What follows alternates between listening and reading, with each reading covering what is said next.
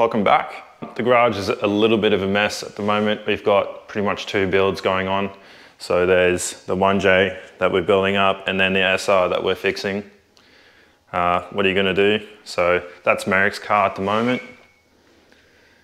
He's gonna do a bit to the bay, get it cleaned up, painted, and then just figure out why the SR is drinking oil faster than it's drinking ethanol, because that's a problem and it's misfiring. So anyways, by the way guys, yuck. What do you have to say for yourself? First introduction and you shit yourself. This is Foiler, he's an absolute cutie. Foiler is actually our senior mechanic. He oversees all the builds here and production. He writes all our scripts for us as well. So he's the brains behind the operation, and all he demands is seeds. So that's pretty good. If you shit on me, I'll shit on you. Brand new gasket. I don't even know if I want to use this. All right, so I've changed my mind. As soon as I finished laying all the gasket, I was looking at the pan here and noticed there's something missing. Can you guess what it is? I realized that this engine never had a baffle plate in it, which obviously is due to the fact that they've modified this and there was no room for the baffle plate, which actually comes all the way across here, as far as I'm aware. And that oil splash baffle plate is there in order to keep the oil from sloshing around when you're accelerating, so you're not just sucking air, right? And considering that I'm gonna be using this car as a drift car, I'm definitely gonna need a baffle plate, and then I may as well just get a new sump. What the f are you doing? We've run out of funds for this build, so we're going to take this discontinued 1JZ head and we're just going to clean it up and deck it ourselves. Well, we're just going to go ahead and give you guys a tutorial. Yep, how to deck your head at home, save you hundreds of bucks. Yeah. And yeah, you won't even need to do a trip to Bunnings. Step one. So you're going to find a nice smooth surface. Be careful not to drop the head. And just go ahead. Grab your trusty housemate.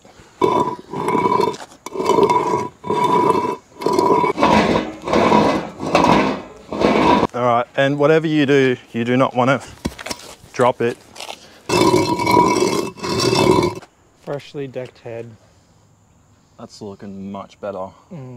I've also heard that it's pretty important to use assembly lube when you're putting things back together. So we've got our trusty WD-40. We're just going to give it the beans.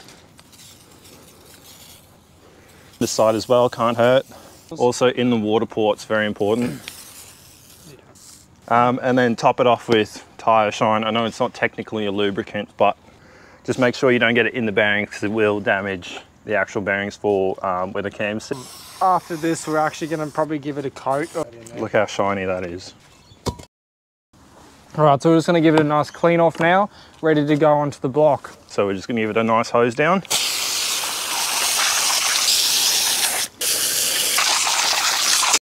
So this is the finished product. We've just put the cams back in, dried it all off, air dried it, and I think it came out pretty good. Yeah, it's not too bad. I think the WD definitely helped a lot with it, maybe the coolant as well.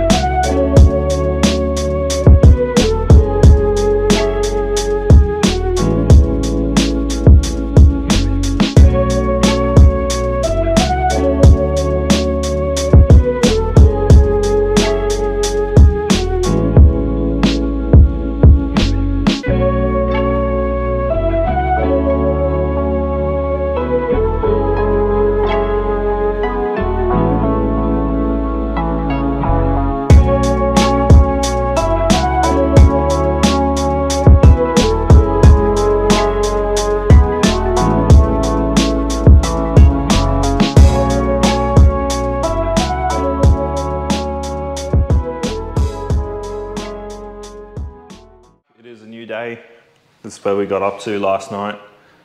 The head is on permanently. I still got to take off the rocker covers and decide if I'm going to paint them or polish them or whatever I'm going to do. Just dummy tested the cam gears. They look pretty good, but now I'm sort of undecided on what color I should go painting the rocker covers. I also have a blue Gates timing belt, so that sort of clashes with the purple. I don't know what to do with it, so let us know what you think. So hit that sub if you haven't already, so you don't miss out. Next video, we're gonna get into cleaning up everything, making it look nice, and properly reassembling everything, including all the bolt-ons, possibly turbo and stuff as well. Just for the sake of keeping these videos pretty short, I'm gonna end it here, and I'll see you in the next one.